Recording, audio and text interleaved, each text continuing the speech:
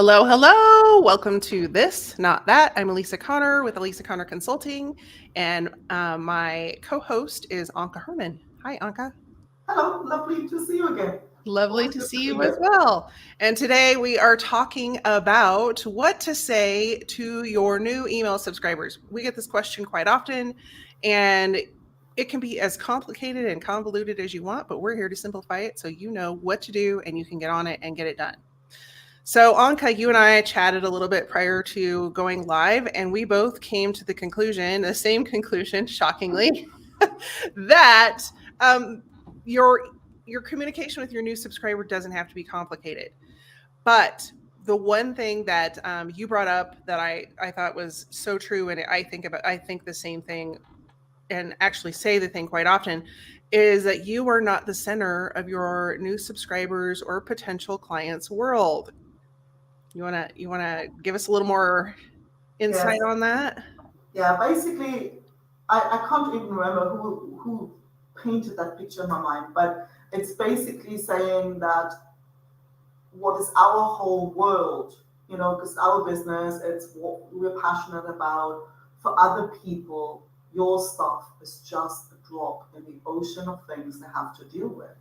Right now, that might sound nice and poetic, but the real impact of that, or the real implication of that, is that when somebody signs up for your email list, the first thing they see, it's not like, oh my God, they're so interested in my stuff. Like when you've probably done it. Like you submit a form, you say, oh, that sounds interesting. I'm signing up for this. But now I have to pick up the kids from school, then I'm going to go out for dinner with my parents.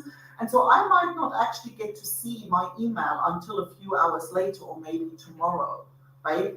So the worst thing you can do is assume that I am totally immersed in your stuff. Good chance is I'm going like, what was it about again? Who was that again? So please, the first thing, remind me what the heck I've signed up for. Like, don't assume that I'm immersed in this. Remind me who the hell you are, why this is worth my time, keeping up to date with, and why I should open your emails and what on earth I signed up for in the first place. Exactly. And I think it's really I use the analogy all the time that we think people are sitting here going, I'm waiting for the email, I'm waiting for the, and they're not. They've got 75 other interruptions that have happened since they filled out that form. And more importantly, the urgency to which they will engage or look at your email is directly related to how quickly they need to solve the problem that you solve. And so knowing where your people are coming in to this funnel, because this is a piece of your funnel, is really important. Because if they are like, I got to do this stat, I've been putting it off, I'm totally like desperate right now. For example, let's use a plumber, for example. If you've got a leak in your basement and water is everywhere, you are in a totally different situation with hiring a plumber than if you're just like, I need to remodel my bathroom. Like it's a totally different, and you don't know where people are coming in until you give them the opportunity to tell you.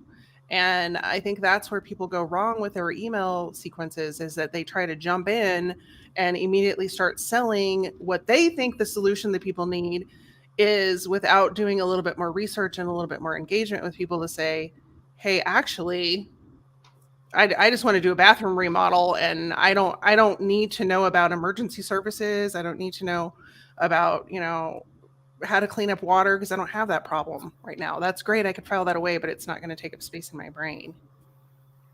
Yeah, that makes all the sense in the world because I think, there's a lot of people talk about that in different ways. Some people talk about slow, medium, fast. Other people talk about, green, yellow, red in the sense of where are people in their awareness of the problem. Some people are like, oh, I never even knew it was a thing, right? So they come in, they might not be good clients, but they will definitely not be good clients tomorrow because they don't even know yet that this is what you're doing is even a thing. Yeah. Other people might know what you're doing is a thing. And I'm like, yeah, I should really do something about that at some point.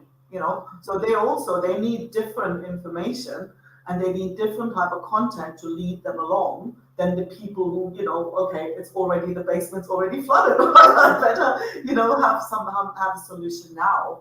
Yeah. You still need to convince me that you're the best person to do the job. But I think finding a way to get that information, right, is, and I think also to, like, what you really want to use these first emails, or actually the very first email, because it's the one that people are most likely to open, is to really encourage the conversation, right? To make them, I always have something like, hey, here's whatever, like my thing and whatever I'm saying. But then there's always like, hey, I'd love to hear from you. Hit reply, and it's funny what, obviously not a lot of people will take the time, depending on what you're asking, right? But if the people who do answer, so you might want to keep an eye on them, right? Because they take the time, make the effort. And I've had people for my, for the flamenco sewing stuff, pattern stuff, I always ask that question. And I've had grandmas writing like whole life stories, right? So it helps you to get to know your audience, and it also makes it more likely that the emails get delivered and end up in the, it's even got like technical implications of your emails end up in the inbox, not somewhere in the promotion or spam folder. Right. But to open up a conversation, I think, the sooner you can do that, the better. And that's so important, especially right now, because I think there's so much content that's on the web, that's on the internet right now. Like, we are content heavy, probably over saturated with content. But what people are not focusing on is the individual. And that's what it's going to take to really grow your business and get to the goals that you've set for yourself with your business. Is that, if you're sending the same blanket message to every person that comes into your email world, and you're not taking the time to respond to those really important conversations that are coming in, and maybe, depending on what level of your business, you have a team that helps you respond to those. But those are your clients. Like, those are the potential clients for your business, because if they are responding to your emails, 1, they resonate with you, 2, they see your value, and 3, most importantly, they're ready to take some kind of action, whether that's to get more information or actually move forward or whatever it is. But if you ignore those, or you don't start those conversations, then you've lost them. They'll go find someone else that they can talk with. And, you and I have brought this up multiple times on the show that, there's this fallacy that you can rush the sales process, that you can, you're just going to get a bunch of people on your list and all of a sudden they're all going to buy. And ultimately, it still comes down to one person purchasing from you, one person at a time, whether that's at a 5,000 per day level, or it's a 1 person per day level.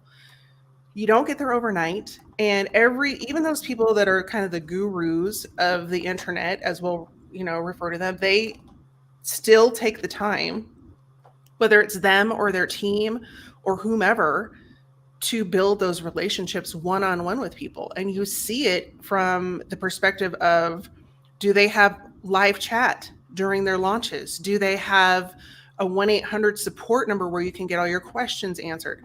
And people, they don't look at that when they're in the smaller business building phase of their business. They look at it as, oh no, I just want to go from here to, infinity and beyond. And that's not the reality. It's like, no matter what level you're at, you're still doing business with people. And to focus on that person in front of you is really your best bet. I mean, I don't know whether you've ever received one of those, but I've certainly experienced the impact. And especially when you're starting out, you'd be stupid not to use that, because you don't have that many people signing up for your email list, right? So if somebody signs up for your email list, they get their welcome message. What stops you from recording a little Loom video?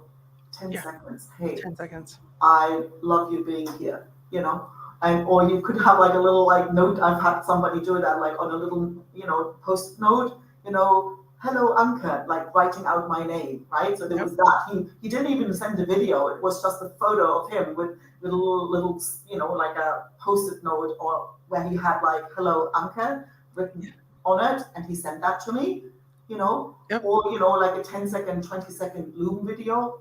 If you have a couple of subscribers per day, per week, you can do that.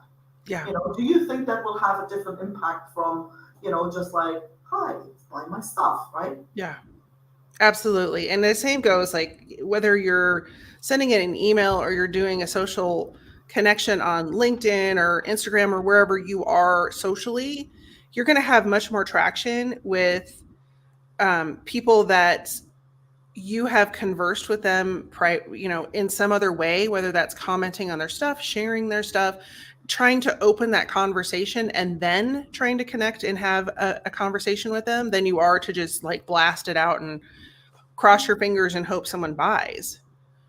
Yeah, ain't gonna happen. And I think the more we're saturated with information, the more stuff's out there, the more we go just like, that little finger goes Yep. really fast, right? And Yep. if there isn't something that connects, they go, oh, wait, well, if you don't get that reaction because there is no recognition in one form or another, it's going to get harder. That ain't going to go away. Yeah. So I think and it's not even about quantity. Like you can do well with a small list. What you need is the trust and the relationship with these people. Exactly. Yep.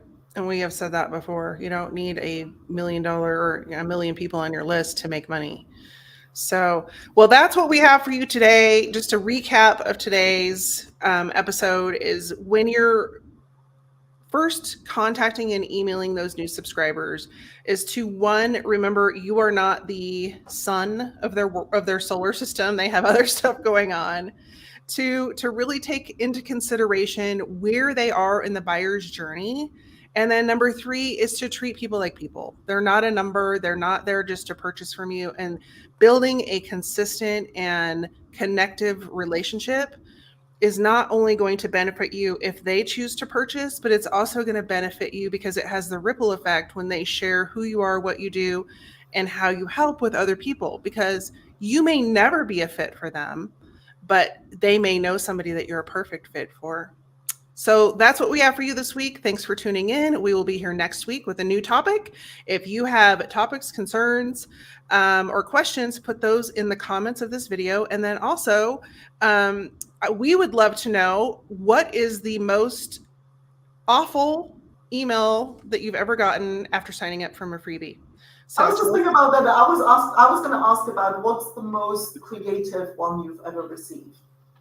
The most what? The most creative one you've ever received. That's a good one too. Yeah. So just tell us about like the one that sticks out in your mind, whether it was awful, creative, great, and put that in the comments, because we always love to read the stories about emails that are happening in the inbox and other online marketing things. So thanks again, Anka, for being here. I really appreciate you taking the time, and thanks everyone for tuning in. Have a great day, and we'll see you next week. See you next week.